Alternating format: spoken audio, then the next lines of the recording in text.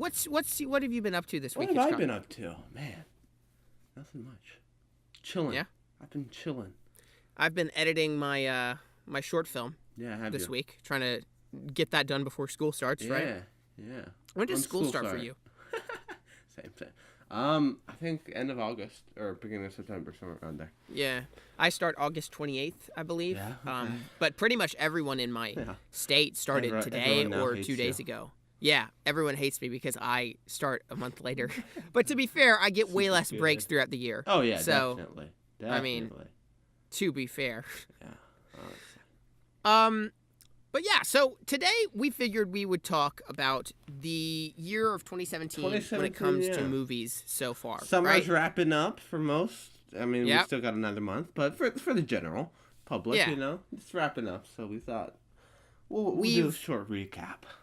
So it'll be a good opportunity for us to sort of talk about some of the movies that we saw this year that we haven't gotten to address at all yet, and B, be able to sort of talk about movies that we've already talked about, but how our opinions have changed about them, or just flesh out our thoughts.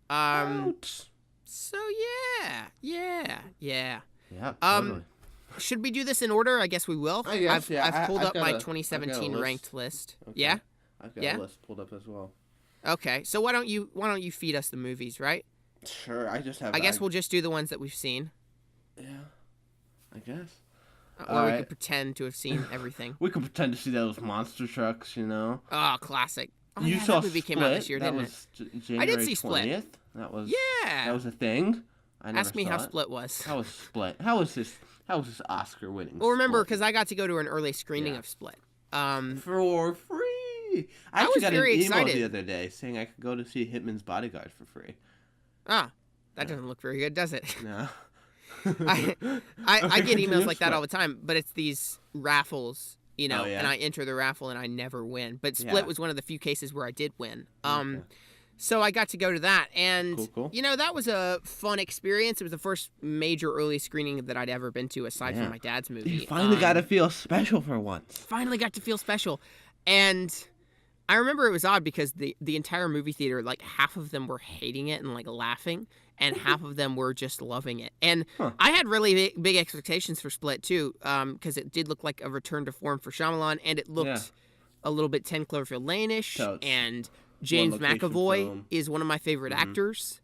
And it's not bad, but I was let down, I've got to say. Like, James McAvoy does give quite a good performance, but I found the other lead girls very bad. Yeah. And there's another lady in this movie who's like his therapist, and she's trying to diagnose his multiple personality disorder. Sure. And she's just movie ruining. Like, I'm not even, she's abysmal. And it's like, literally, she's just there to provide exposition. And, all movies have to do exposition at some point, and you can do it right. But she literally just sits there and goes, you have multiple personality disorder. You do this, you do that. We both know this, so I'm going to say it again so the audience can hear it. And she's awful. See, the problem is that, like, it's not a bad movie, but it is remarkably similar to 10 Cloverfield Lane. Yeah. Like, remarkably, it's people are trapped in a place with a crazy person who maybe sometimes seems like a nice guy, but sometimes seems bad. They've got to figure out their way out, blah, blah, blah. Some people die along the way, and there's hidden secrets and whatever within the place. And, on its own, I guess it's fine, but when I compare it to 10 Cloverfield Lane, 10 Cloverfield Lane is so vastly superior. Part of that's the score. The score of 10 Cloverfield Lane is masterful. Amazing. Versus Split is like very royalty free, like just generic stuff. And then there's like, obviously Mary Elizabeth Winstead is incredible in that. She's better than the leads here. There's the Emmett character played by John Gallagher Jr. in fantastic 10 Cloverfield Lane, which is better than any of the characters here.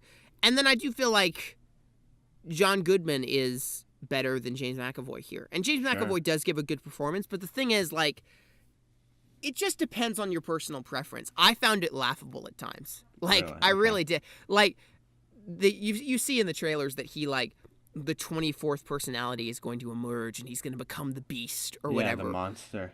Sure. And it's cringe for me. Like, I was in the and I couldn't believe that it wasn't a joke. And I guess I'm the minority there. Like, I think lots of people bought it and thought it was good, and that's fine. But I just thought it was kind of laughable, honestly. Okay. And I couldn't get past it. So, yeah, I mean, it's fine. The cinematography is pretty good. James McAvoy's good, but there's just so much exposition. It becomes laughable at times, and I was not a big fan of it. So, yeah. Jolly. I did buy it on Amazon on Blu-ray, though, for $9. Because it was cheap, man. The whole time I'm like, it's on Blu-ray, don't you? It's on the infamous Wall of Fame, isn't it? Yeah. Yeah. Anyway, what's next? A Dog's Purpose. Oh, classic. Let's see here. John Wick 2, it looks like. I never saw it, but I know you saw it. You saw John Wick 1. I saw the first one. You have yet to see John Wick 2. I'm hoping to watch John Wick 2 very soon. Yeah. Several scenes from it. I don't have a ton to say about this, but, like, John Wick 2 was... I saw it before the first one. I rented it about a month ago, and I was just mind blown by how good it was. Totally.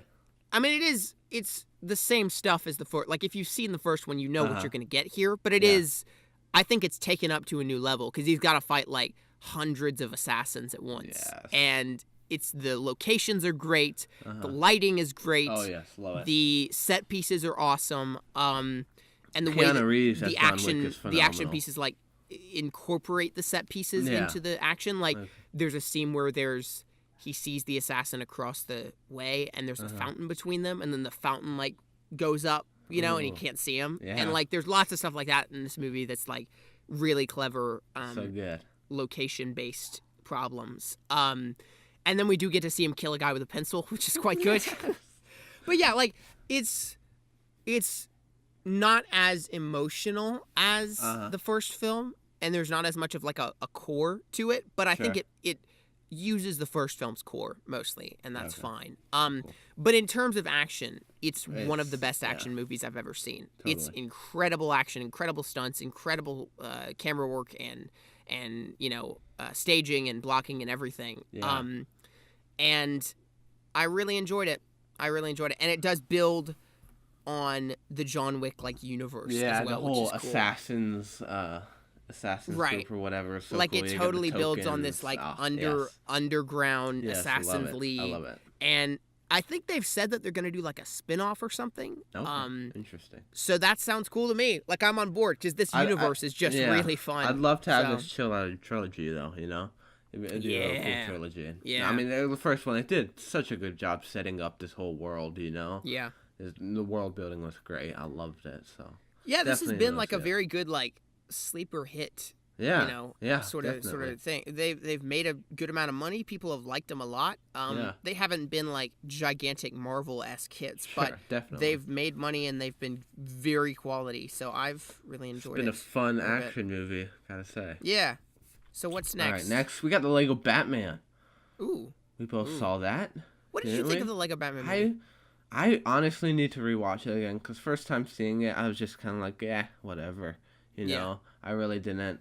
I mean, I guess maybe I wasn't in the mood to watch it. Maybe I was just super. You did seem very dissatisfied. I think I was really. That was like we saw it like one night, and it had been like a long day. I was super tired, and so I think that might have been it. I need to watch it again, but I mean, as far as I can tell, I remember. I mean, the animations, of course, is amazing.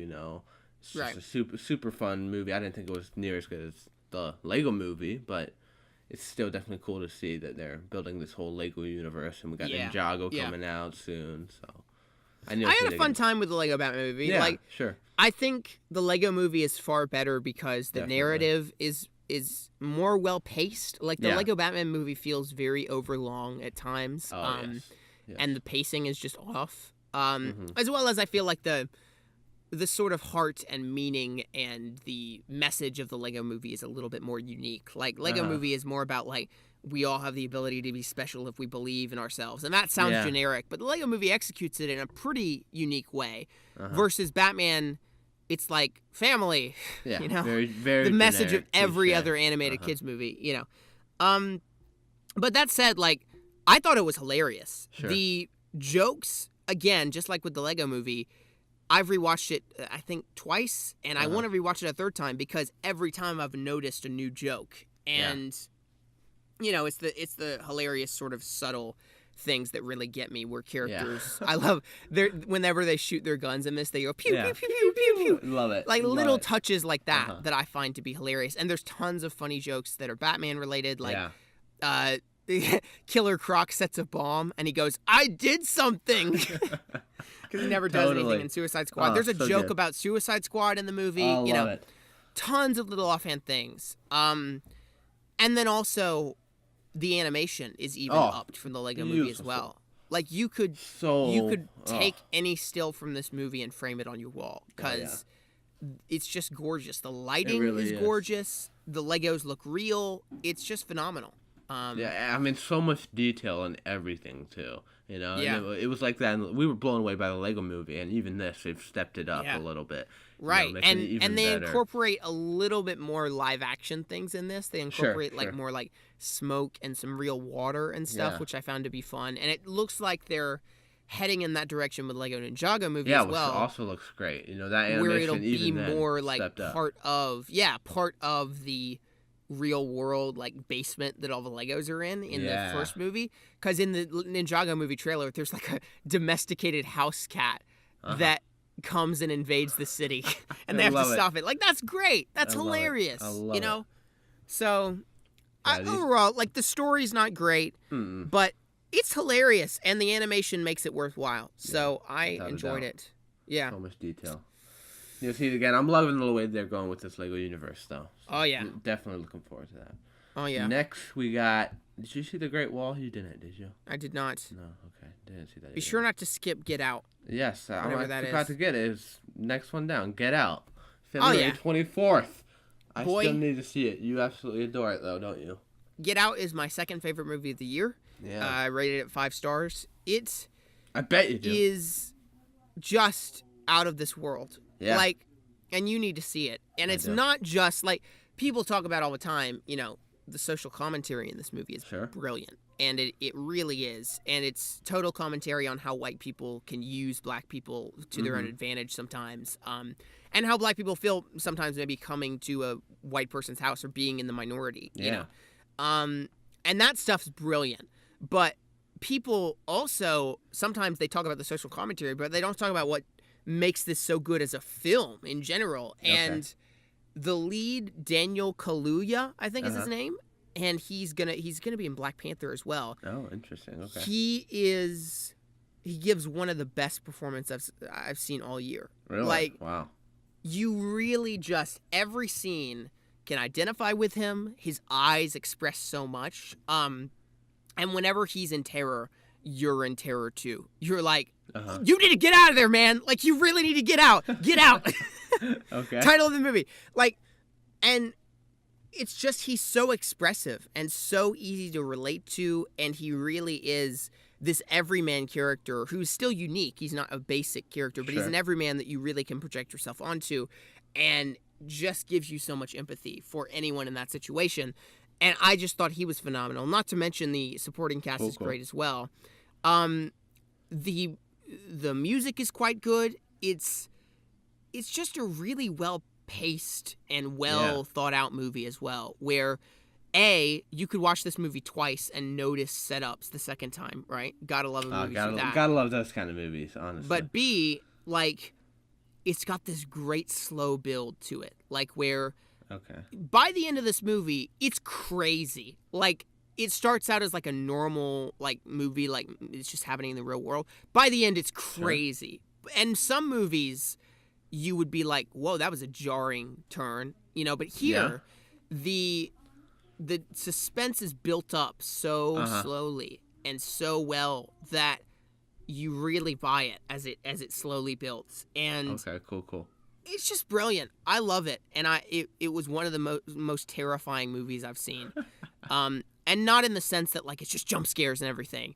It's just just like with Cloverfield Lane, the underlying implications of everything that make it terrifying. Yeah, So yeah, is it one of those like where they leave a lot of ends open, like they don't explain, like because that's one of the things 10 Cloverfield Lane is why I love it so much is like with John Goodman's character, you don't know what his motivations are. It's never fully clear, so it's left a lot to the imagination. And so I feel like that's partly it does that a little bit here. Yeah, okay, there is a good explanation for most stuff. Sure. But yeah, there is a lot of intrigue. Even the subtle things, those can make things even that more scary when you don't know. Right. You know, and there are a lot of subtle touches in this. I don't feel like this is a spoiler. There's a scene where a character who's very sinister eats Fruit Loops in a bowl and then drinks milk. Like the character has a bowl of Fruit Loops. They'll eat a Fruit Loop and then drink milk from a straw. And it's like random subtle touch, but it's freaking creepy. And it emphasizes this, sense of just weird, like bizarre, not human that's stuff. Terrifying. Yeah. But so lots of little subtle things like that. Cool. But yeah, I adored it. The only criticisms that I would have would be the cinematography is a little bit flat at times. Okay. Like it's not.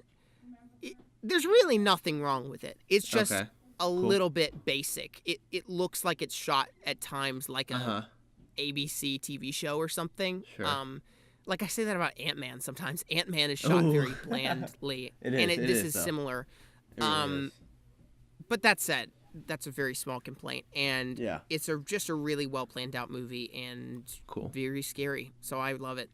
Very nice. What's next? All right, next on the list we got The Logan.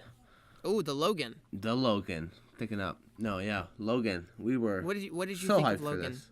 baby? First, it's one of those where my opinions have changed dramatically on it. I came out of it and I was just like, what?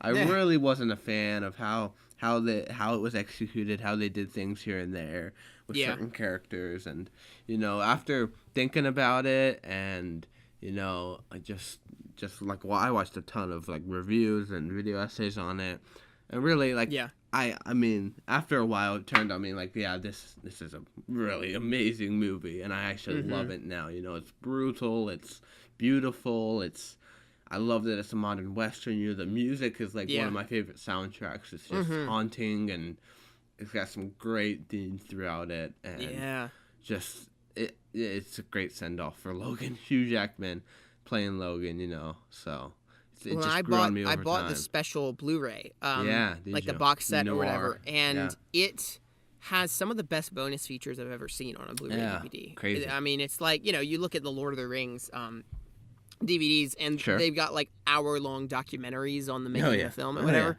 And this is similar. Like there is some quality stuff on this DVD that just opened my eyes even more. Like I loved the film when I saw it, but opened my eyes even more as I watched the bonus feature stuff as to how well planned out this was and how attentive James Mangold was to the subtle details and how much he cares about the source material, how much he cares about the characters in general. And then just the amount of work that was put in to things. Like there's a scene where they explain how like all the warehouse scenes, like where Logan's living in that warehouse in the desert. Every time you see Patrick Stewart as Professor X in those scenes, like where he's wheeled out on the wheelchair outside or when he gets in the car or everything, that was shot somewhere else. It's not. It wasn't shot there. Wow. And because Patrick Stewart was on a limited schedule and they couldn't take him out there to shoot later on when they were planning on shooting it. Crazy. And so like it's stuff like that where you never notice ever how things were blended, as well as the movie does a great job with visual effects. Like definitely. You never ever notice the CGI stuff in this movie, but there is a lot of CGI and it's done perfectly. Like, and it's things that could have used it and not over the top stuff like cars in the background or whatever, or like the exterior of a building or something, or using green screen at times to make Professor X be outside that warehouse. But things like that are just really well blended into the movie, just like with Mad Max, where the VFX in Mad Max are really well blended with the practical stuff. Definitely. But that's all like little details. Overall, Logan is a masterpiece. Yes, and it really is. I've been thinking about it for a while, and I don't think I will ever make a decision, but I think it could be better than The Dark Knight, as far as the best comic book movie of all time. Sure, it's up there, without a doubt. It's neck to neck. I think, right, if it's not better than The Dark Knight, it's second place. And part of that's hard to say because, I mean, it's not quite a comic book movie. You know, like, it's a deconstruction of a comic book movie. Yeah. It takes lots of the tropes that comic book movies have, and then it plays on them. But at the same time, I think that is part of what makes it so good. And it really does challenge the audience and challenge Logan. And Hugh Jackman gives such an amazing performance. Everyone has said that. He's phenomenal. The violence is brutal. It's really well executed. Yeah. I'm trying to think what else. You know, it's just... There are a lot of themes in this movie that are just really subtle and well done. Lots of religious, kind of biblical subtext that speaks to me. Lots of there's a lot of like context clues as well. Like I was telling my dad that when we first saw it was like, because he wasn't particularly moved by it that much. Yeah. But if you've come a long way with Logan, you know, if you know this character from the first X-Men movie, right.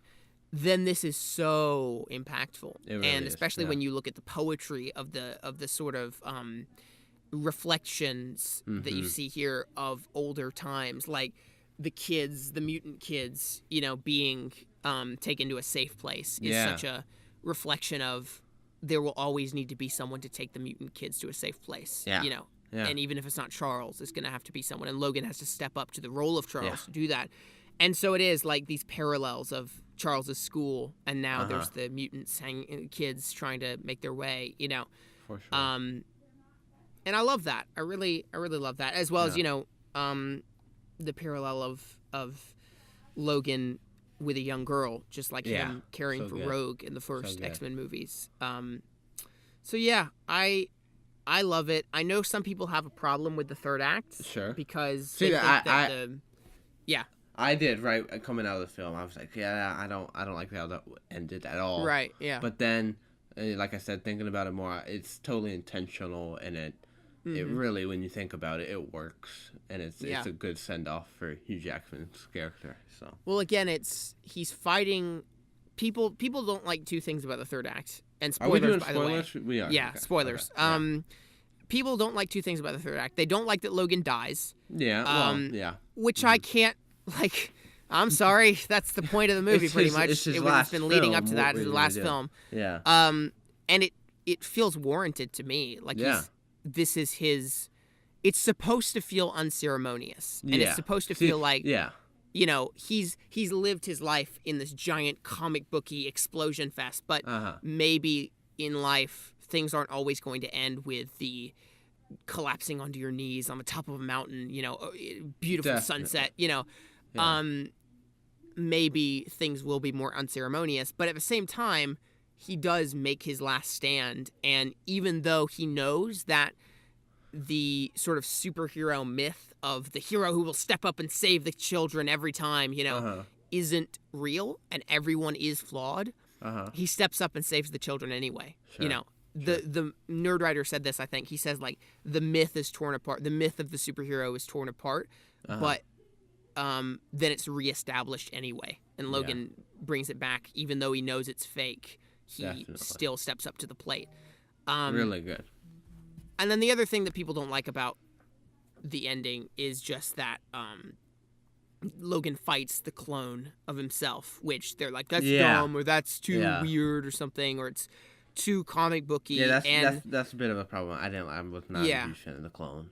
I get that, and I get that it seems more comic booky than the rest of the film. Definitely, it definitely does. Yeah, but I think that's part of the point. It's supposed to sort of throw back to that time. But to me, what makes it work is that we still are in that comic book universe, you know. Yeah, what makes it work to me is that Logan's fighting the animal nature in himself. He's fighting the instinctive animal nature in himself, the nature that doesn't want to care about this young girl, and the nature that will just kill a bunch of Mexicans for jacking his tires, you know. For his car tires, Right. like, brutal. and not the So loving brutal. human version. And that's always been Logan's dilemma, even in like X2 and stuff, is are you an animal or are you a human? You know, are you a weapon or are you a man? And so it's, I think it works more on a symbolic level.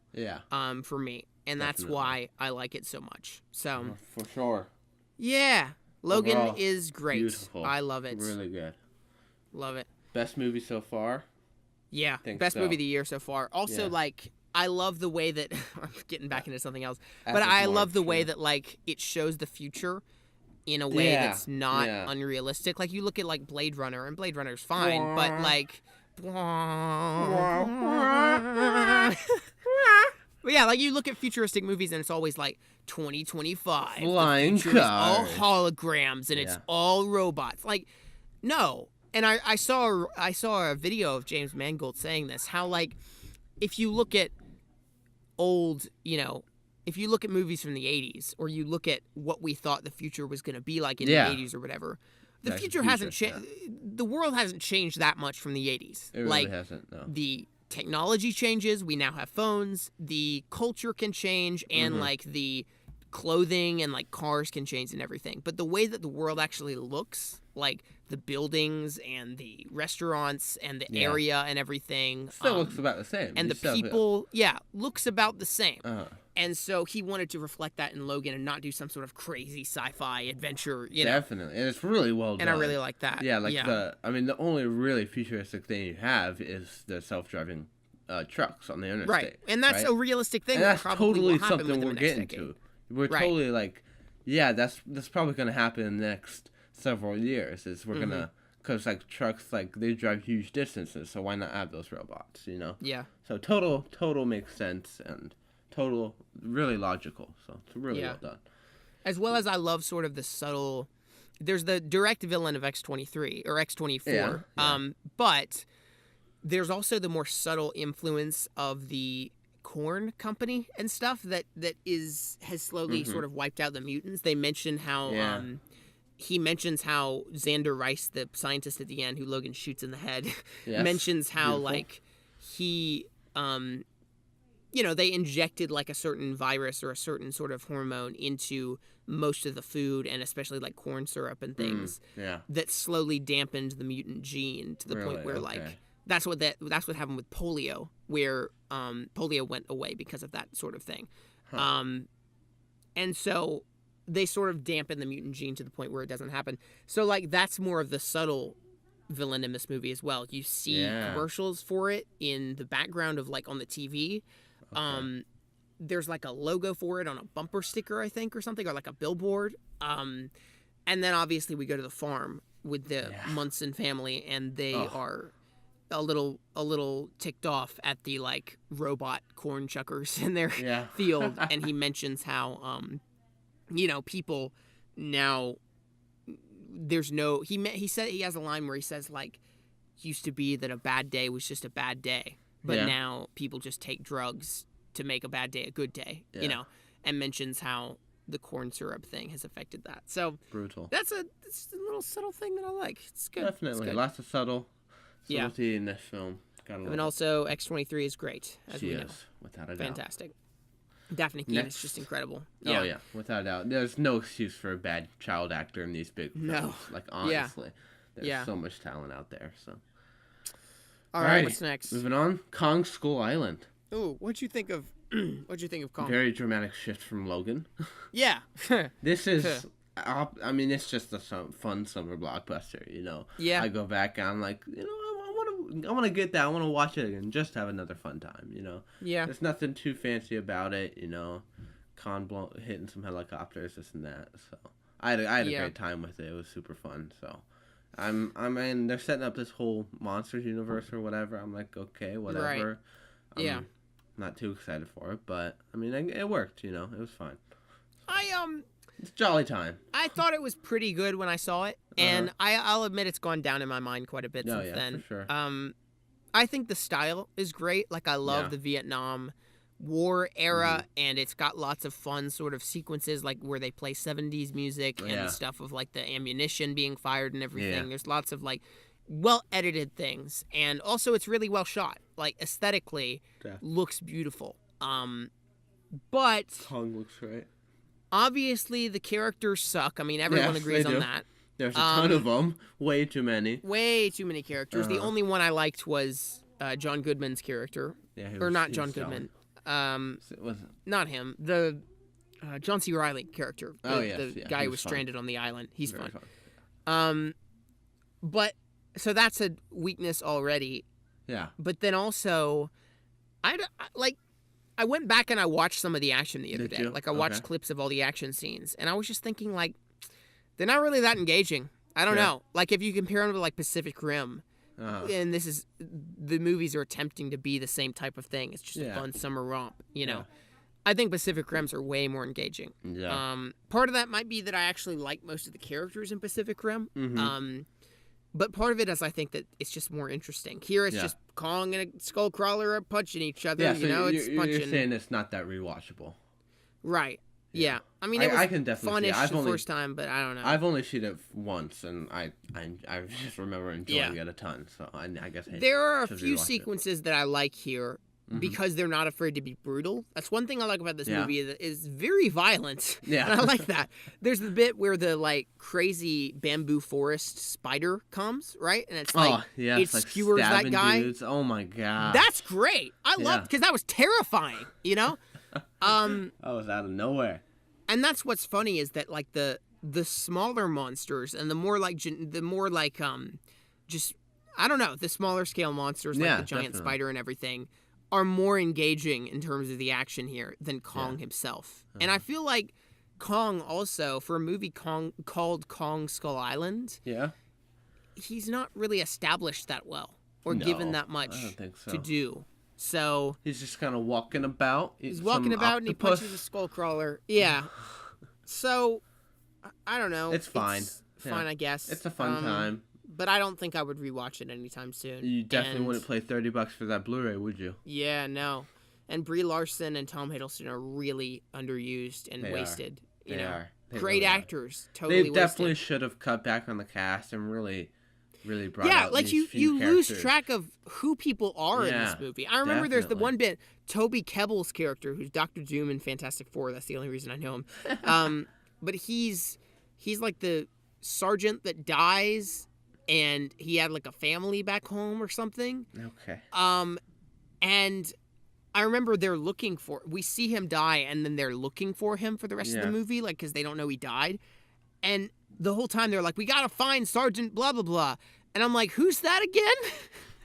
Well, huh? Exactly. Like, and then I realized, like at the end of the movie, who it was. Characters. Yeah, and it was just confusing. And they have a great cast too. Like Yeah. Tom Hiddleston, Brie Larson, John Goodman, Samuel Jackson. You Right. know, you got all these great actors, and like if you would just cut back a little bit, flushed out those characters, you could have made it so much better. So. Yeah. I mean, it's fine. It's a fun time. It's fine. Yeah. Alrighty. What's next? Beauty and the Beast.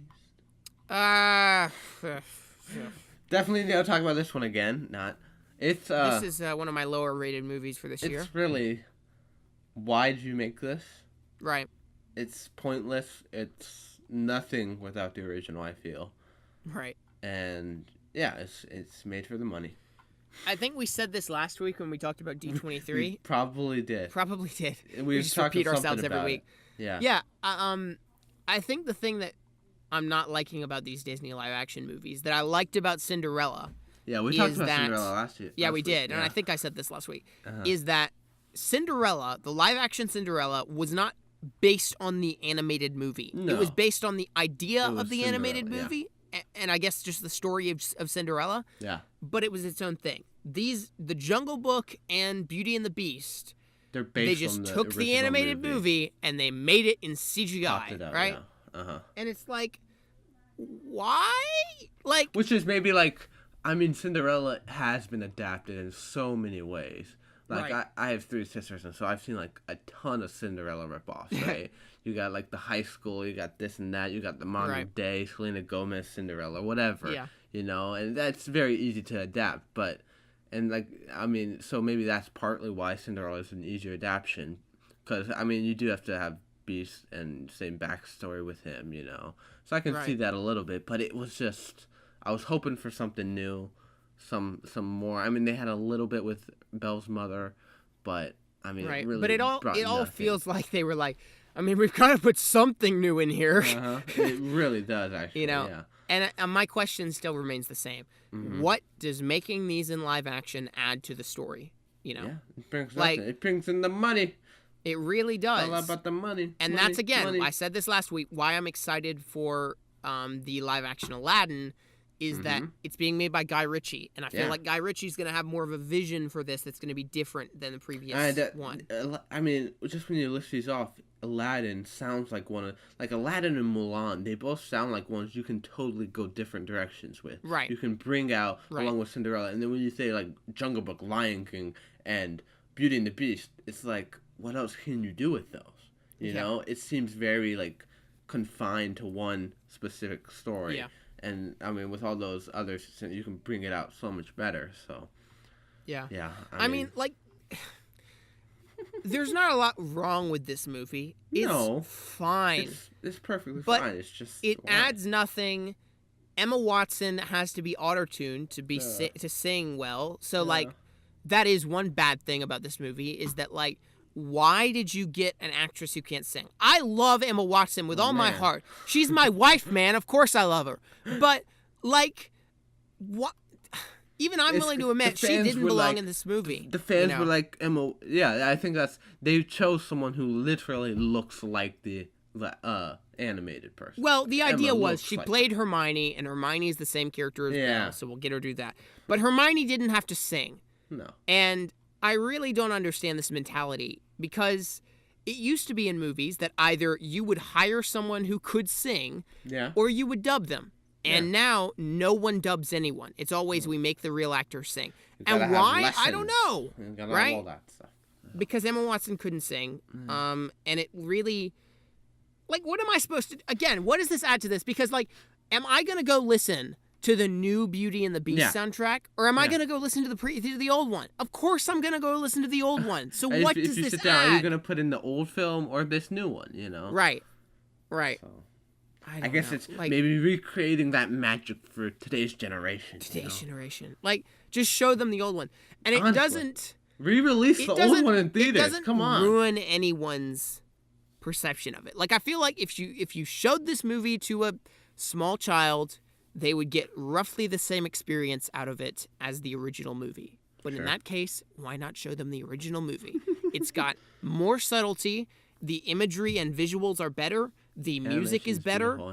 Yeah, it's just better. So, I don't know. It's fine. The only thing I like about it particularly is the Beast's song, Evermore, which is quite good. Real good. That's the only addition that I was like, yes, okay, that was warranted. But it's also, like, the reason I've been excited for lots of these animated ones, right, is because of the cast. Yeah. Like... I was excited for this because of the cast, because Luke Evans is great, and they had Ian McKellen as Cogsworth and Ewan McGregor as Lumiere, all that stuff, Phenomenal cast. And, Lion King, they're doing the same thing. It looks like it's going to have a great cast, like Donald Glover as Simba. That's awesome. But I'm not really excited if it's just going to be a new cast pretending to be the old cast. Just like, same old story. It really is. It's Ewan McGregor going, I'll do my best previous Lumiere actor impression. Ian McKellen going, I'll do my best previous Cogsworth impression. Emma Watson going, I'll do my best, previous, what's her name? Paige O'Hara, I think is the actress's name. Paige O'Hara impression, So, that's what I have to say. It's not that great. Go watch the original. Go watch the original, please. It's way better. What do we have next? What's next? Let's see here. Circle, you want to talk about that at all?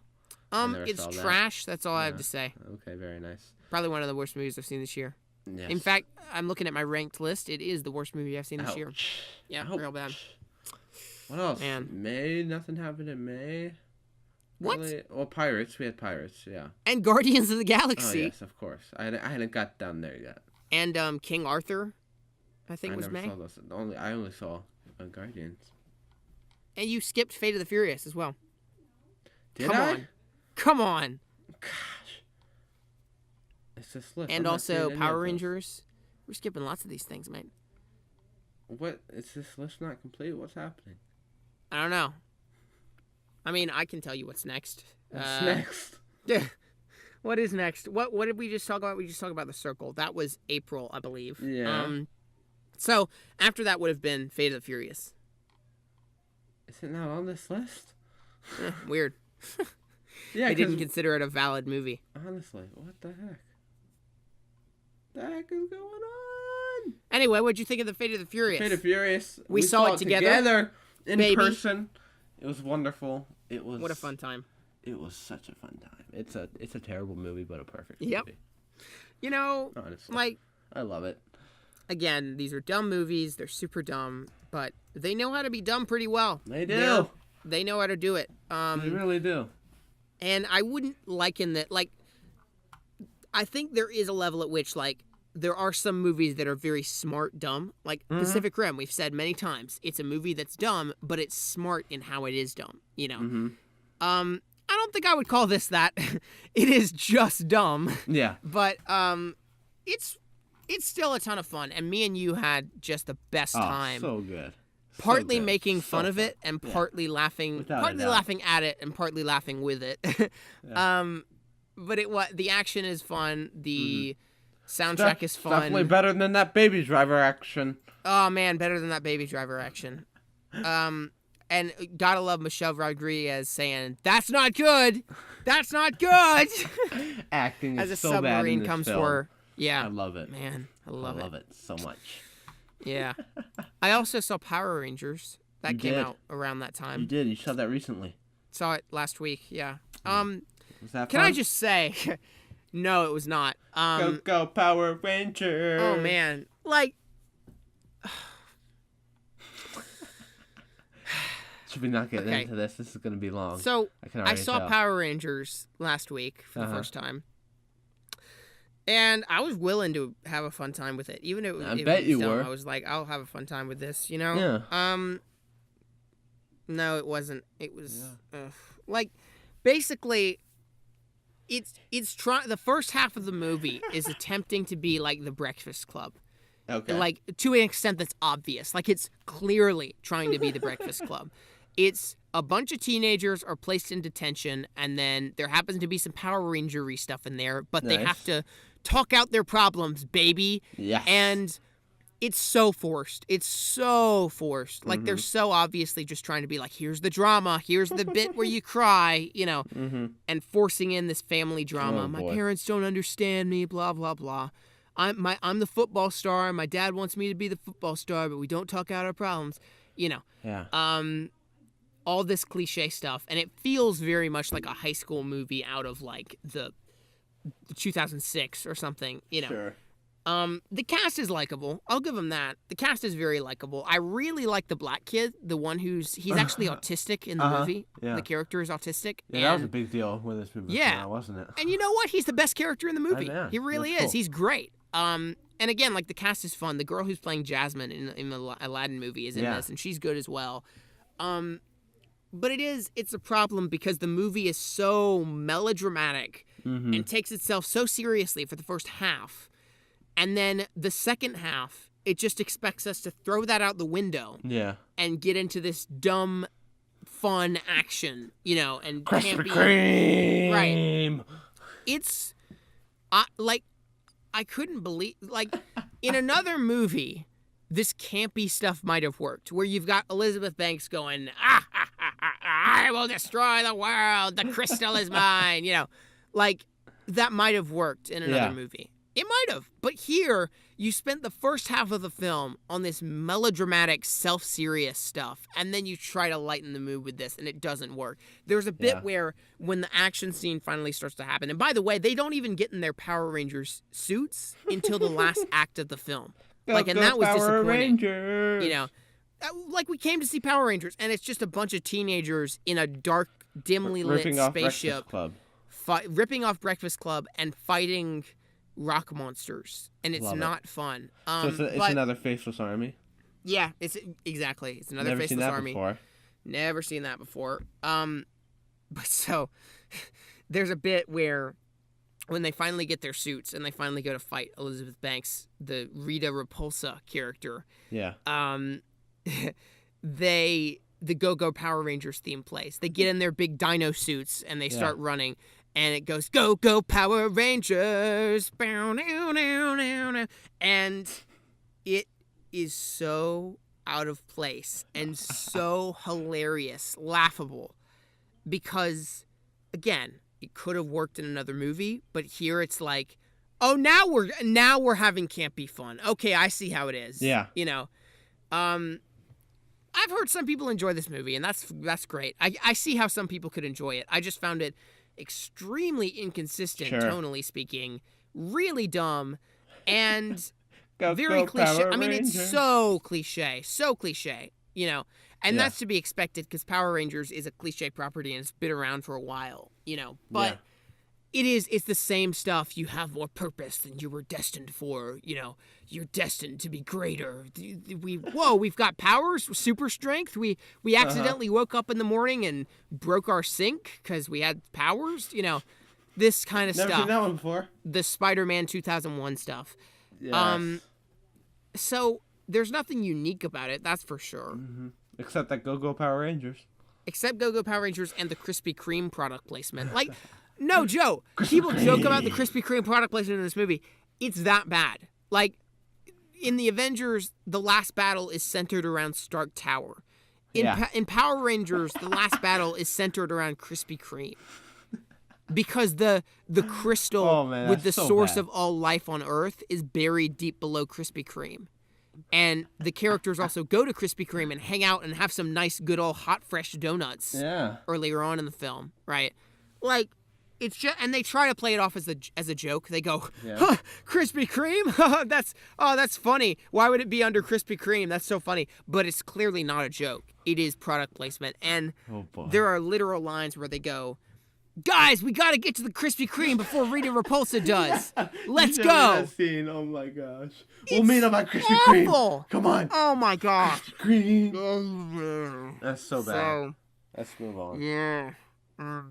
Anyway, let's move on. Krispy Kreme. It's not very good, is it? Krispy Kreme. What do we got next? Guardians? I think so. Did we skip? We skipped Guardians, didn't we? Guardians. I got a new list. Rangers, okay, don't worry. April. It looks very, very official. May 5th, Guardians came out. Yeah. What did you think of Guardians Volume 2, and what do you think of it now? I love it. I still love it. I think I'll always love it. It's great. Yeah. I think I like it better than the first. That was the big debate when it first came out. You know, is it better than the first? And I think it is. After more thought and time, I think it definitely is. Definitely more character development, you know, which I love, and it's done really well. It's got a fantastic villain, Ego, one of the best. So, yeah, I absolutely love it. I want to see it again. So bad. I have very conflicting feelings about it right now. Do you now? Like, get out of here. I loved it when I first saw it, and I still like it a lot, and I might even still love it. I just need to see it again. Yeah. I mean, that's my real issue. You'll love it when you hold that beautiful Blu-ray in your hands. That beautiful Blu-ray. Yeah. Like, cause I saw it twice when it first came out. Was it twice or 3 times? I don't remember. One of the two.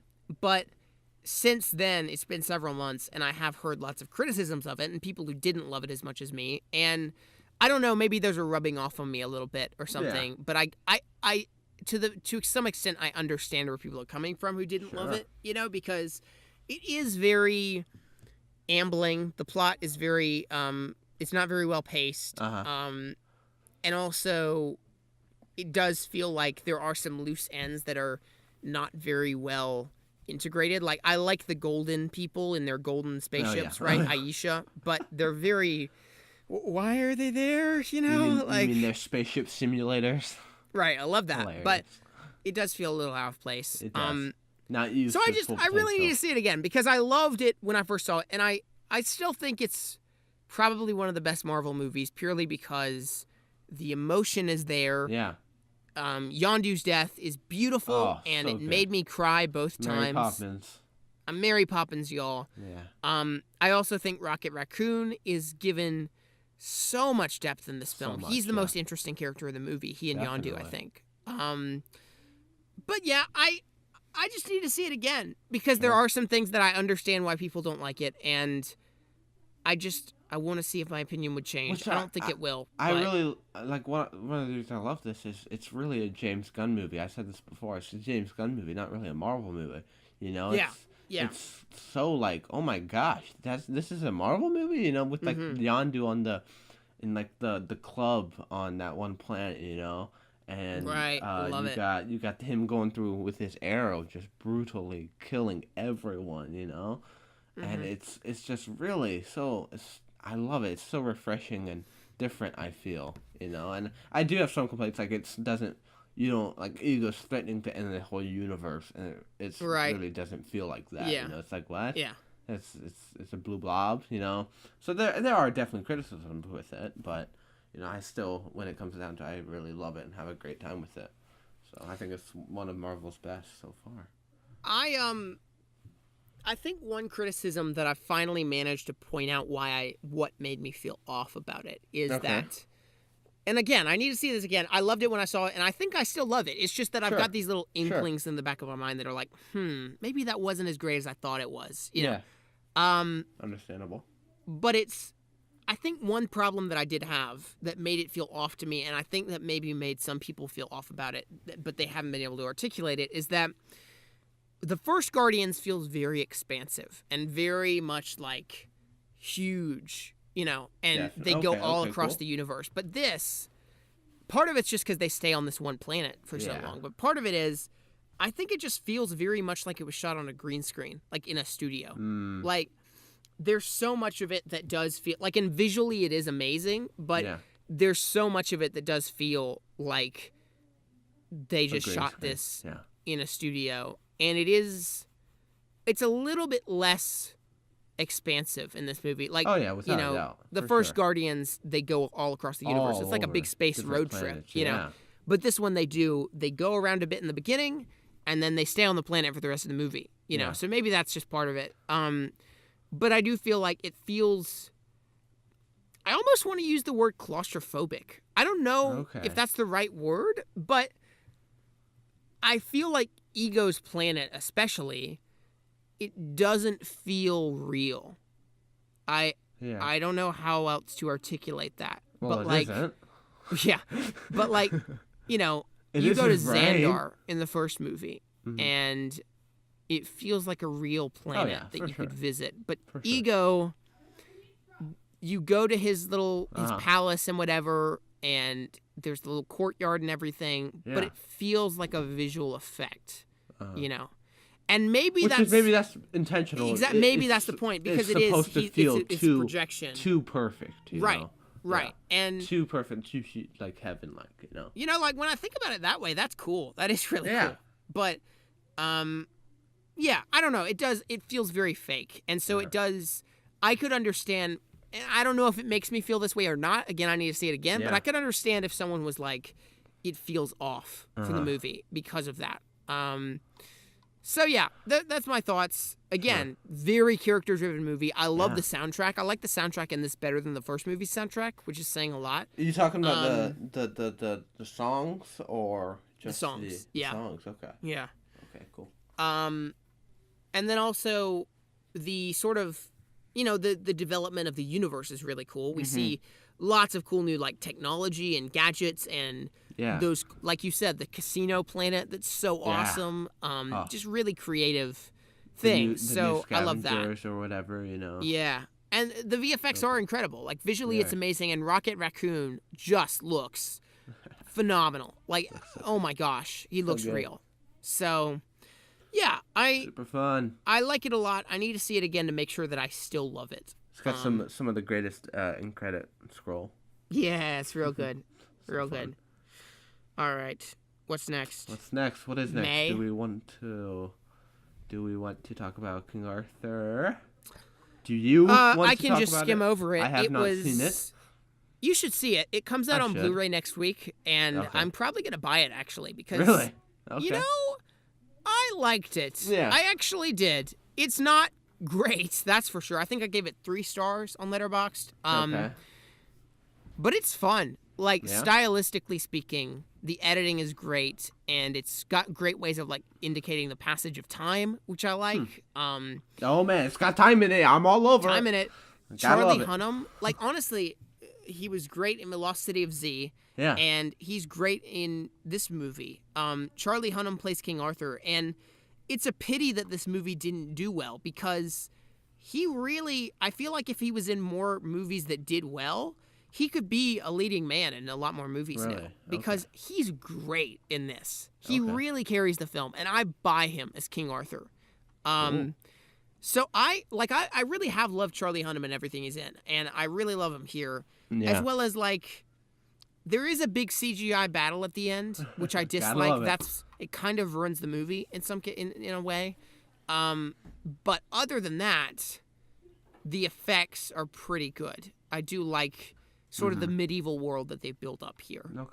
And the sword itself, Excalibur, looks awesome, like when he uses it. Yeah. I bet. So I don't have like that much intelligent thought to say about this movie. It was just like, it was a fun time. I like Charlie Hunnam as a lead, and it's got some well-edited fight sequences that I like. Some of the CGI battles are dumb, and I dislike them. That's about it. It's pretty okay. So, very nice. Yeah. What's next? We got Pirates of the Caribbean. Yeah. Do you want to talk about that? Did you see it? I never saw it. It's trash. Yeah. It's total trash. I've heard all about it, so. Very nice. Is that it for me? I really like, man, because I love Pirates of the Caribbean. I really love it. It was one of my favorite things as a kid. And this movie is just terrible. Yeah. Like, the pacing is awful. The effects are awful. Like, it goes berserk. Like, if you look at the first movie, there is some mystical stuff, like there's skeleton pirates, it's very real and down but to earth, here, though.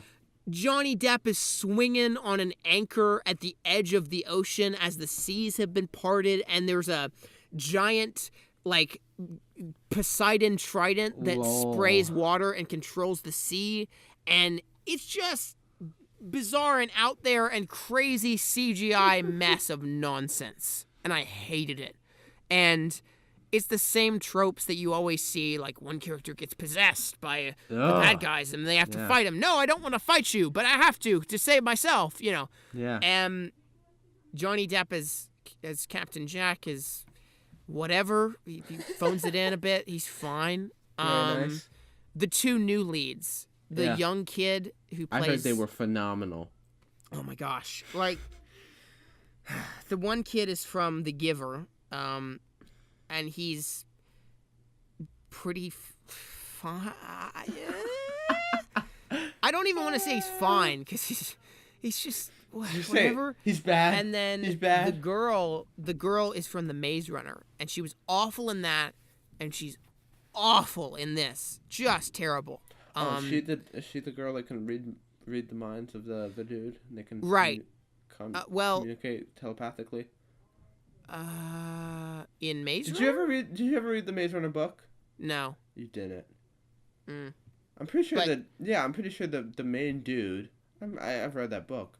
The main dude and the girl, they can speak to each other telepathically. Oh. I think. I don't think they didn't do that in the movie, but in the book they can. Okay. I think. I haven't read that book in ages. Yeah, Watch me be totally wrong. I just look like a complete idiot. Somehow I think you are totally wrong. I know that wasn't in the movie, but okay. I'm gonna Google it. But anyway, she plays a character in the movie who's this horologist. She studies the stars, right? And she's like this, like, well-learned woman, and she's a woman of science. She doesn't believe in curses and whatever. And they play out this joke the whole movie. They repeat it literally like 5 times, where she says, "I'm a horologist," and they're like, "Ha, horologist." Got him. And it's like, are you serious? That's the joke? Like, there's no other layer to the joke? No, that's it. And they use that joke 5 times, and it's just awful. Oh man. So, I don't know what else to say. It's there's nothing well edited or well executed about it. If you look at Pirates: Curse of the Black Pearl, right? Uh-huh. It's a fun blockbuster, and there's a reason for. Again, it's smart, dumb fun. Like, sure. It's really well written, honestly, and really well paced, and well executed, and well edited, and the action is good, and the characters are established well. Okay. This movie has none of that. It's just, I mean, it really is. I feel like it's not that bad, but it is the Transformers of the Pirates movies. Yeah. Like, it's just dumb, and there's no art to it. So, yeah, I don't know. That's what I have to say. We're all good. Can they communicate telepathically? I'm still trying to figure it out. I'm almost positive they can. You never read the Maze Runner book? I thought you did. I think I read like half of it. Maybe. I don't remember. Huh. It's fine. It's interesting. It's back in the day when all those teen books were like huge, like Hunger Games, Divergent, you know? Yeah. Everyone's got to make them. What was the girl's name? Do you remember? Boring girl number 1. Pretty much. Was her name Generica? Oh, you know what her name is? It's something weird. It's a name that doesn't seem like a name for a white girl in the future. Like, it feels like the name of either an old lady or someone who's not white. It was like Monica or something. Like, right? Or Erica, or like the girl, maybe. Yeah, it was the girl. That was her name. Just the girl, because they're all just men, right? Boys. Boys to men. Here we go. When Thomas visits the girl, he learns that she can communicate with him without talking. Teresa. What's her name? Teresa. I knew it was an Yeah. I knew it wasn't Generica, but that makes sense. Anyway. So what's next? What movie's next? Yeah, so they do communicate. Oh, telepathically? Telepathically, yeah. That's great. Gotta love it, man. Oh, man. Maze Runner. So, what's next? Wonder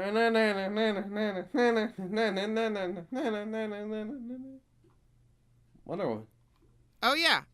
I wasn't listening. I was texting someone. Wow. Wow. I see what this podcast has come to.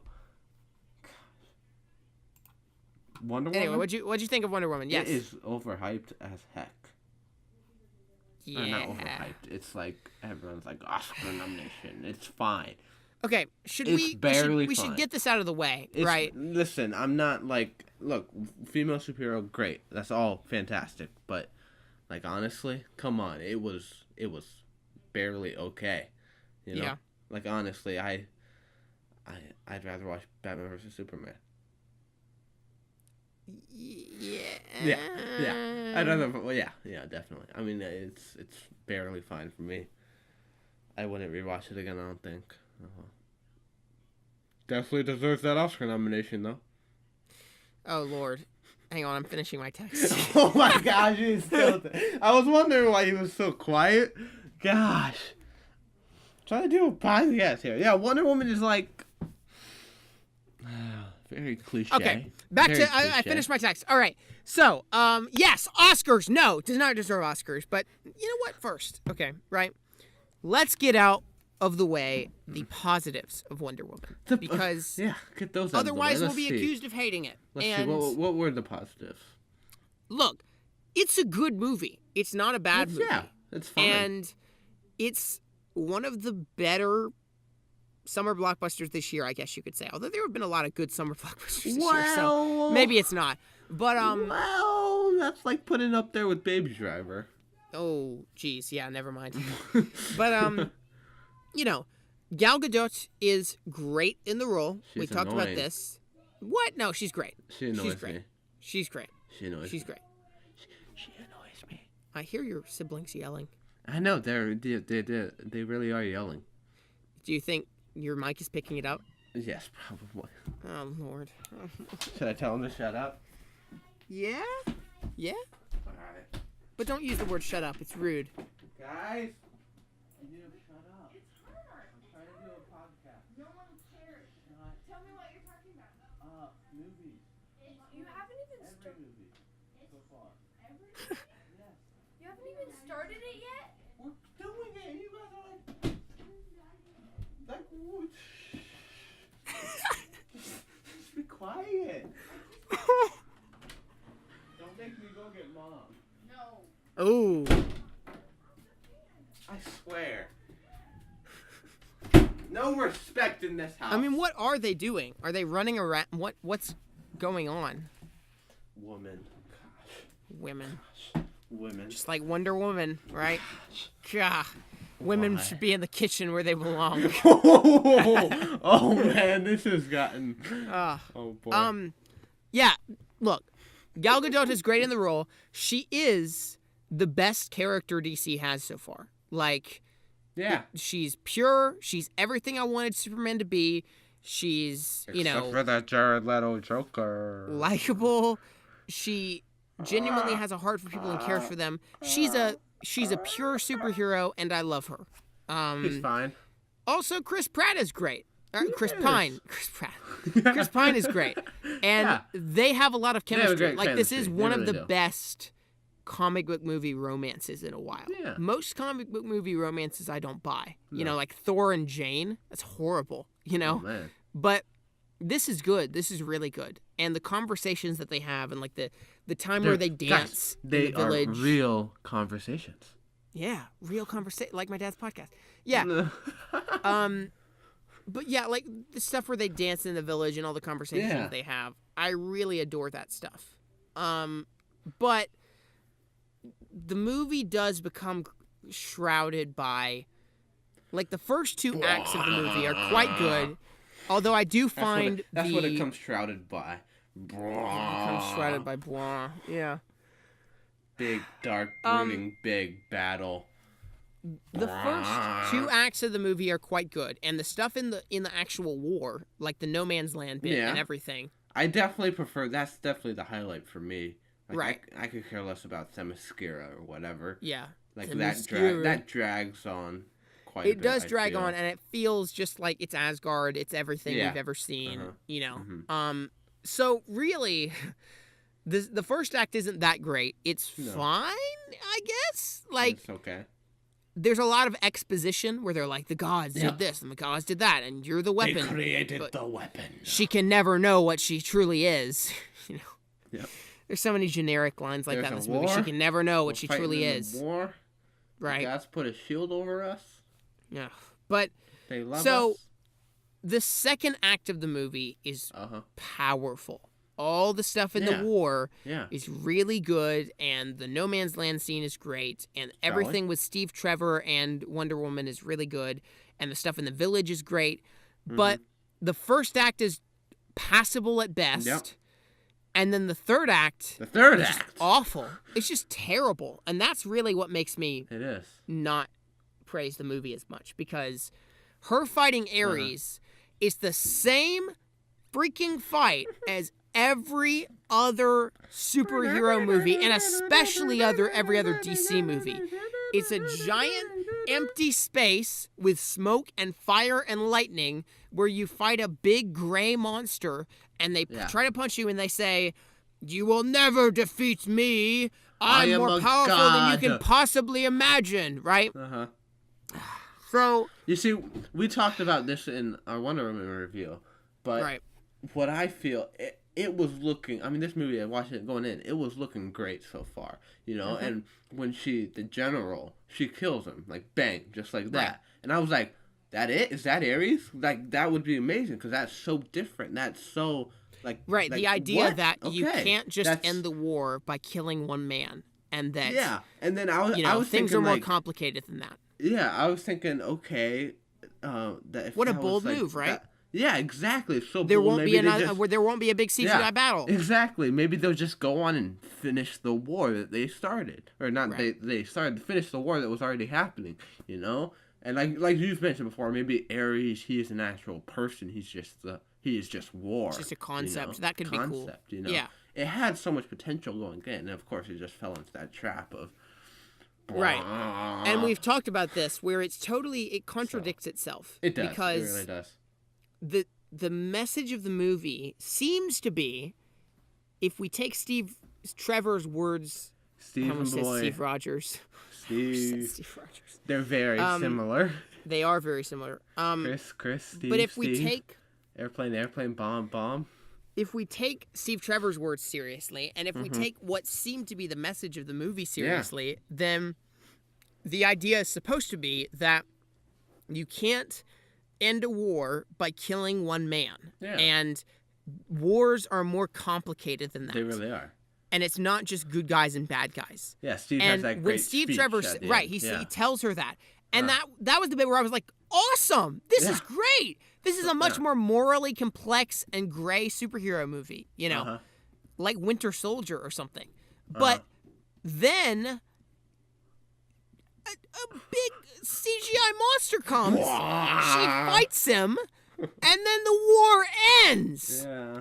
So it completely contradicts itself. It does. Either Steve Trevor was wrong, and wars do end if you kill one man, and they are that simple. Now, some people have told me, because I talked about this in my Wonder Woman video, they've said, I bet you did. Actually, there was the treaty, right? The Treaty of Versailles or whatever was being signed at that time, right? Okay. And so Ares' death doesn't correlate to the end of the war. It's just because chance, the treaty, it's just chance. The treaty was signed timed on that same day. Yeah. But either way, the message is supposed to be that things are complicated and they don't just wrap up with a nice bow. But then things just wrap up with a nice bow. Yeah. And it's like, really? Like, you just fought a big CGI monster and you went, I'm Wonder Woman, I'm Diana of Themyscira, your wrath is over, and then you blasted him with lightning and you said, I love people, blast them to death with lightning. And that was it. That was the whole battle. Great. How clever was that? Right? So, again, the movie has there's such good stuff in this movie. Definitely. And it has so much potential leading up to that third act. Right. I could have loved it. But it's just, it really sullies the movie, the third act does. And then that makes you go, well, I guess I'll look for the other flaws in the movie, which are that the CGI is terrible. Yeah. And the score is overbearing at times. Oh. And I'm not just talking about the Wonder Woman theme, right? It's out of place. Like there's several scenes where she's talking to Steve Trevor, music, and it's just like right. You know. Like, when she's trying on the dresses, it's like that's like what? That's like something from a Lego video game. Like what's going on? You know? Yeah. So that's a good description. Well, I distinctly remember playing the Lego Harry Potter games and there being that cheerful rompy music just playing in the background. I'm like, yeah. And my mind immediately went there, so I'm just like, yeah. Got some problems. So look, I get why people like it, but I can't say that it's in any way really that exceptional. You can't compare it to The Dark Knight. And to say that this could be nominated or would be deserving of a nomination for Best Picture, I'm sorry, that's just outlandish, right?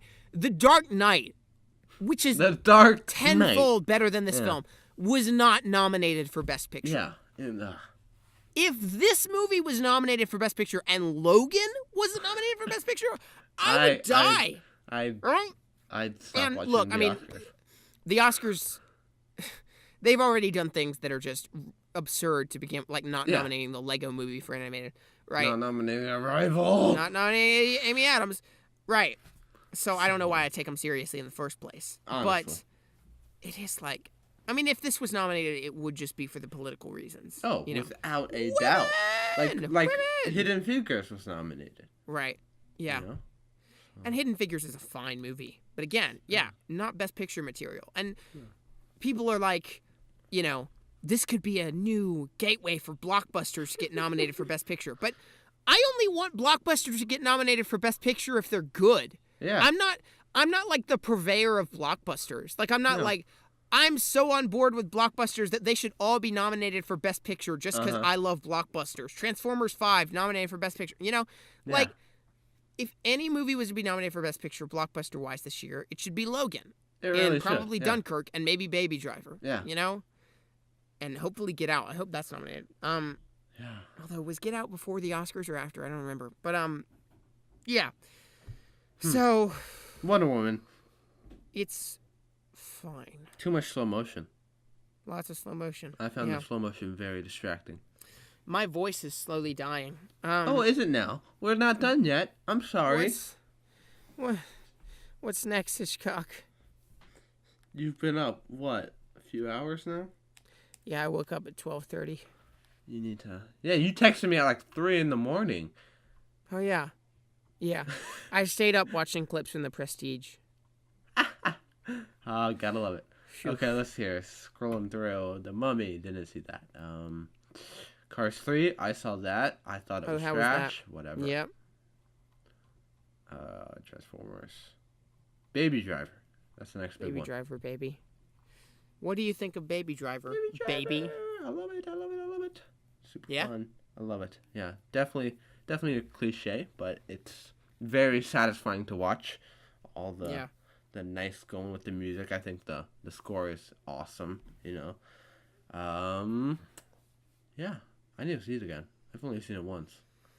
Yeah, I've seen it 3 times. Good. It's really good. It's really good. I loved it when I saw it. Yeah. Then the second time I saw it, I didn't love it. And then the third time I saw it, I was like, yeah, it's pretty good. Now it's coming up in my mind a bit more. But yeah, it's great. I mean, it is. It's great. It really is. It really is. I have a couple problems. One of those is the romance. The romance is very underdeveloped, and they try to do this old-fashioned, like, Golden Age Hollywood ending with rainbows and sunshine and going off into the distance with your girl. And it's like, I'm sorry, that would have passed in the 40s. Yeah. And I get that you're trying to make it old-fashioned. That's the intention. Sure. But this is 2017. I want more complex romance. 2017, baby. You know. Come on. I don't really want a movie that has a shallow romance, even if it is intended to be that way for the sake of old-fashionedness. Sure. I would rather have a movie that's progressive with a very, a romance with lots of depth. Yeah. But anyway, I've been able to overlook that recently because it's just fun. It's just a really fun movie. Is. All the action characters sets are great. Awesome. The sets are great. It's set in my home city. Yeah. Yeah, I love it. I've listened to the soundtrack quite a bit. It's great. Yes. Listen to that thing where you're driving. It's a whirlwind. Oh yeah. It's awesome. Did you see that video I sent you where they map out the whole first scene in Atlanta? It's really cool. Yeah. Really cool. Yeah. So yeah, super fun time. Great characters, great everything. So, yeah. There you go. Moving up. We're kind of winding down here at winding what down. Are we? Almost hour and a half mark. Yeah. Oh jeez. What's next? Okay. I think that's it. Probably for War for June. Planet of the Apes. Yeah. Spidey. Oh Spidey Homecoming. Spidey. Yeah. You know, I've done quite a bit of thought, and I think that Spidey Homecoming might be better than Guardians Volume 2. No way. I need to see both again. I've only seen both of them once. But yeah, I mean, it's definitely up there. I can see why that would overtake it because it really is. It's a great high school romp. As it perfectly stands now, captures what high school is. Yeah, like it gets all of that stuff. It's so John Hughes-esque. Not like the John Hughes Breakfast Club that Power Rangers was trying to be, but it gets all of the high school subtleties right. And it really plays on that thing where Peter Parker has the same problems as an average teenager. Yeah. They're just amplified because he's a superhero. Like going on a date, going to homecoming with your date and having to meet her dad. Mm-hmm. It's a pretty awkward situation to begin with. Oh, yeah. But this time, her dad is a monster. That car scene is phenomenal. Yeah. Love it. So good. So much tension. I know. The bit where the green light shines on his face after the red light shines on his face, right? Ooh. It's really good. But yeah, and Tom Holland obviously has so much energy. He's so perfect for the role. He's so me. Like my mom loved the movie. We saw it with her. That was my third time was seeing it with my family, and she loved it. And she was like, it was like seeing what my son would be like if he were a superhero. And I was like, awesome. I think that's a compliment. Yeah. But yeah, it is, you relate to him. And I relate to him a ton. As a teenager, anyone could relate to him. It's totally what you would do in any situation. But also, like, as an ambitious sort of a YouTuber and a creator, like, he's got the whole thing where he's like, I'm too good for school. I've got bigger priorities here. Like, I wish I could be out of school so I could just go save people. Sure. And I identify with that because I'm, I have a YouTube channel that I always want to just dedicate my life to, but unfortunately I'm still in school. Yep. Definitely. And there's lots of little subtle things like that you can relate to. All teenagers can relate to. And I've met lots of teenagers, friends of mine, who have loved it and related to it a ton. I feel like the action is the least good part of the movie. Yeah. There's nothing wrong with it, but it's just fine. It's just Spidey swinging about, right? The best Spidey stuff is the more like hijinks, like him trying to save people or like trying to stop the carjacker, and then he just slams his head, and the guy's like, "It's my car, idiot!" Yes. Like that's better than action. Yeah, that's why I love it. It's really is Tom Holland captures the high school Peter Parker so perfectly. Yeah, it's really you feel. I mean, it shows it all like he's only a high schooler.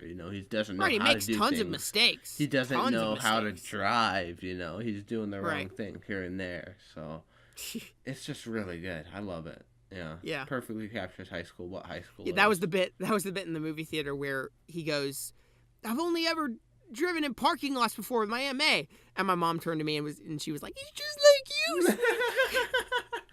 I can drive now, Mom. Thanks, but honestly. Yeah, so it was good. Peter Parker. Yeah, super fun. It's got a great villain. It's a comedy, really. Yeah. Like more than anything, it's a comedy, and I think it works as that really well.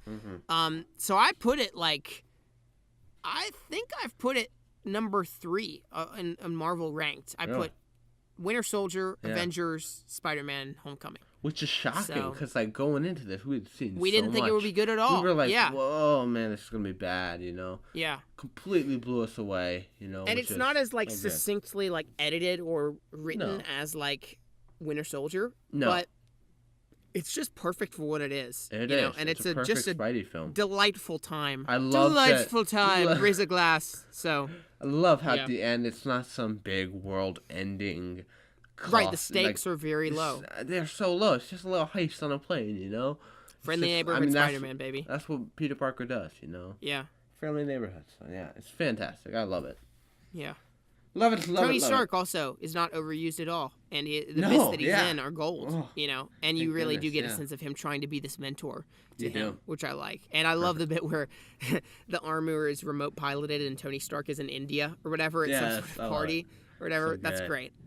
That scene after he destroys the ferry or whatever, that and Tony Stark steps out of the suit, and just shocks him. That scene would have been so good. If you cared about me, you'd be here, I know. That scene, it's a great scene on its own, but if we hadn't seen that in the trailer, yeah, there are certain aspects of it we'd seen a lot of stuff. If we hadn't seen that in the trailer, it would have made it so much more meaningful. So, but yeah, I mean, still. Yeah, and I feel like that ferry scene on its own is the best action scene in the movie. Oh yeah. If we hadn't seen the beat for beat entire scene in a trailer, it would have been even better. Because we do see in the trailer, we see he tries to stop weapons dealers on the boat. Yep. Weapon explodes. It gets sliced in half. Iron Man comes and saves the day, and then he scolds him. We literally see the beat for beat thing of that scene. We do. And I don't think it ruined it. It's still a great scene. And I think I commented on this when we first saw the movie was, it does a great job of making you, even though the stakes are low, you care more. I was more like, whoa, somebody might die in that ferry scene than I was in the scene where all the planets are being destroyed in Guardians Volume 2. Yeah. Definitely. So that was well done. They do a good job at capturing the stakes, for sure. Yeah. Anyway, what's next? We're getting to the films we just recently talked about, so we really don't have a... Right, yeah. Next is War, right?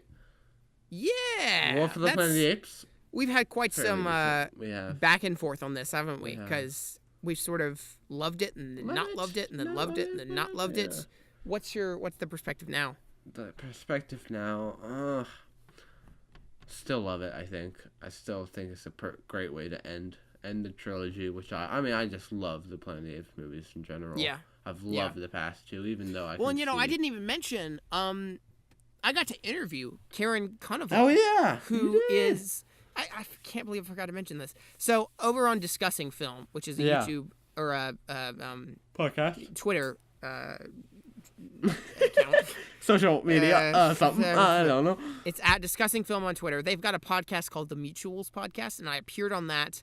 And we got to interview Karen Conover, who plays Maurice, the orangutan in the Apes movies. And that was just beyond awesome. She had some of the coolest insight and ideas, and that was just really cool to hear her perspectives on the movie and working with Andy Serkis and Matt Reeves and the effects and everything, and the training. She made some of the sounds that Maurice makes, right? The guttural, nice. Because that's all her. She really does so all cool. that, and that was just cool to be able to hear it. So I should listen to that episode.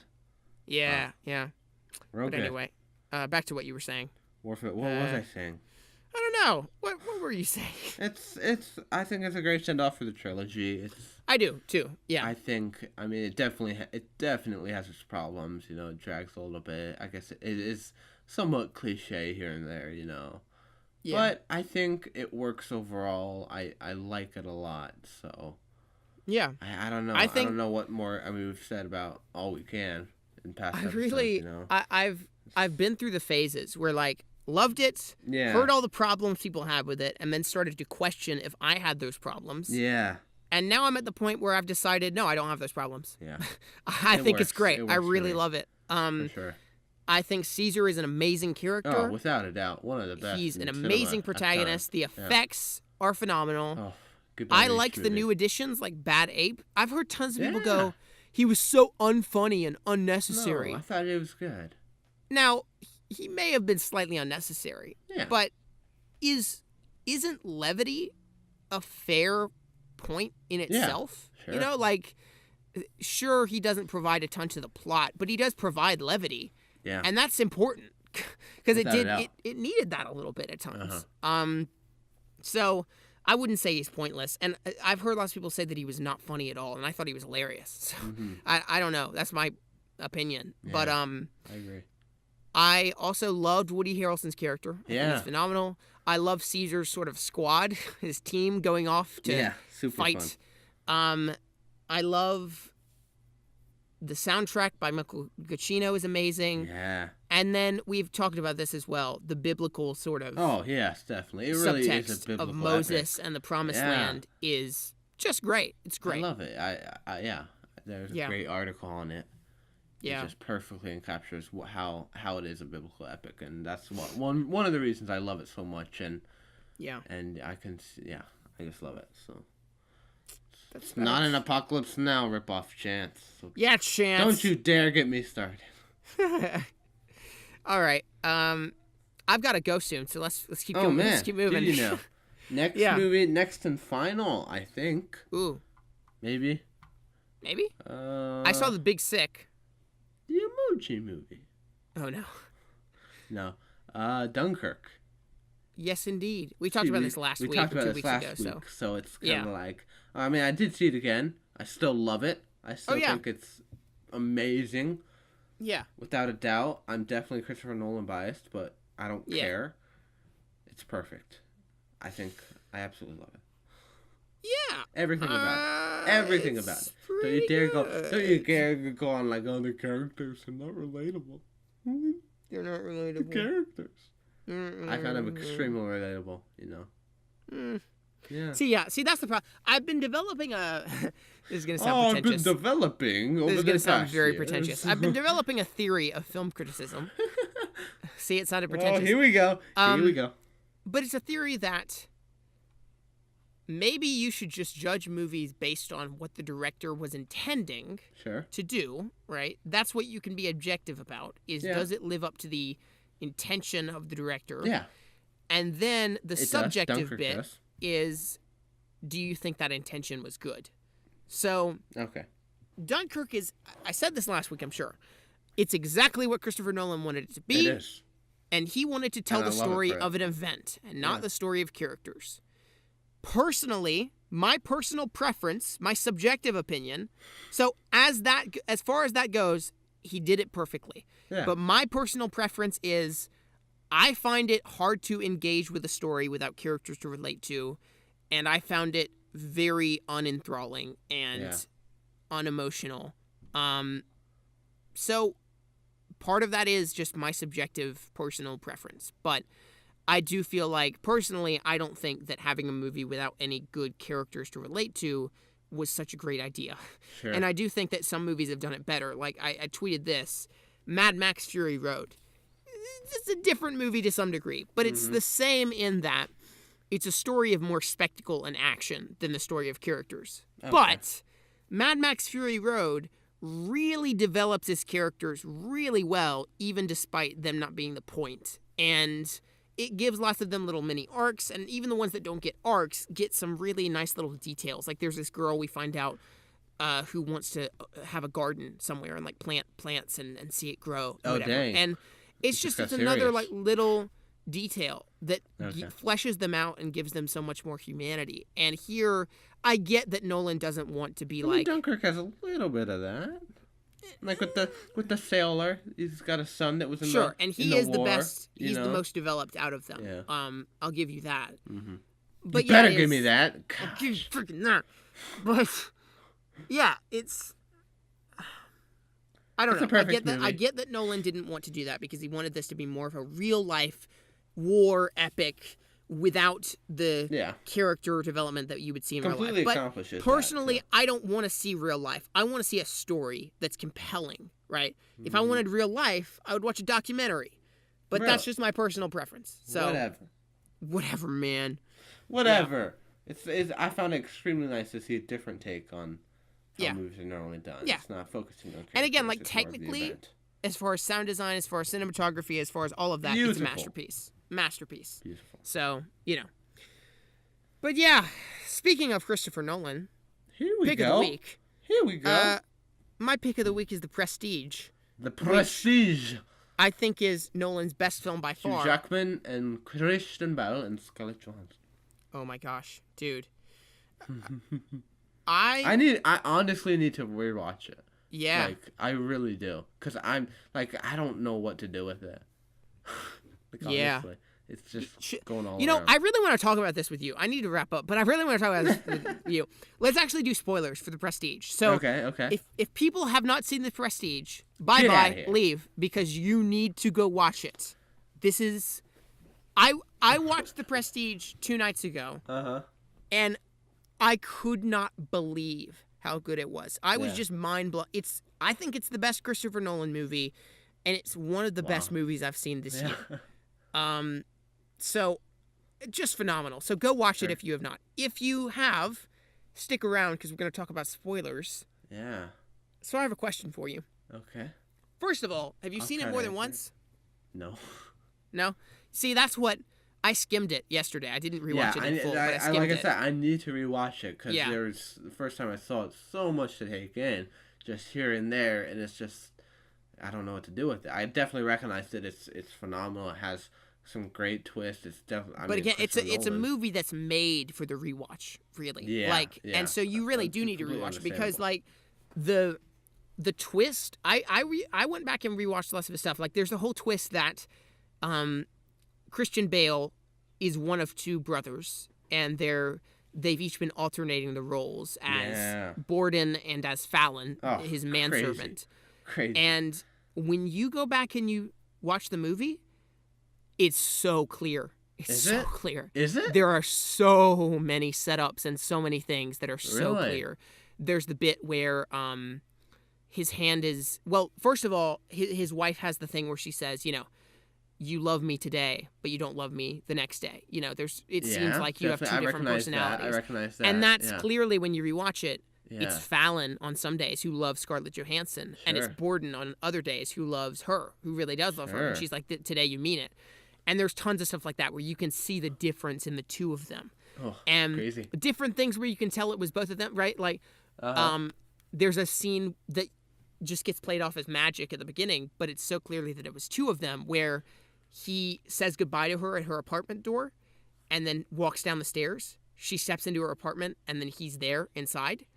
And, you know, when you first see it, you're like, oh, he's a magician, so he just did that. No, you watch it again, it's clearly he used the twin. Dang. The twin is the one in the, right? So there's tons of stuff like that. And stuff where also he's talking to, there are scenes where he talks to someone off camera. Okay. And you're not sure who he's talking to, but then you rewatch it and it becomes clear that he's talking to his brother. Huh. And there's stuff that becomes explained, like he doesn't know which knot he tied because he didn't tie it. His brother tied it, right? Yeah. With the girl who dies. Oh, damn. Hugh Jackman's wife. Oh, damn. And there's even a bit where, like, his daughter asks to go to the zoo. And she says, but you promised. And he says, oh, I promised, did I? Oh. He doesn't know because his brother promised. I gotta rewatch and then this. Oh, he goes up to Fallon and he says, the manservant, and he says, can you take her to the zoo for me? I have stuff to do today. And when you first watch that, you go, oh, what a jerk father. Yeah. He's making his manservant take his daughter to the fair. Then you realize it doesn't matter. Either way, the daughter's father is with her. Like, crazy. Dang. So I gotta rewatch it, like I said. Tangent. The question that I have for you is, do you think the cloning machine is real? Do you think it works? Like, what do you mean? Do you think that, you know, at the end of the movie we see this cloning machine that Tesla builds for, which is so cool, the incorporation of Tesla, played by David Bowie, no less. That's great. Yeah. But, you know, we see the scene where he clones himself. Sure. And he shoots the clone, right? But that's told within the narrative that he's telling Borden. He's telling him about that. So, in theory, we're seeing his story of what happened, but maybe that didn't really happen.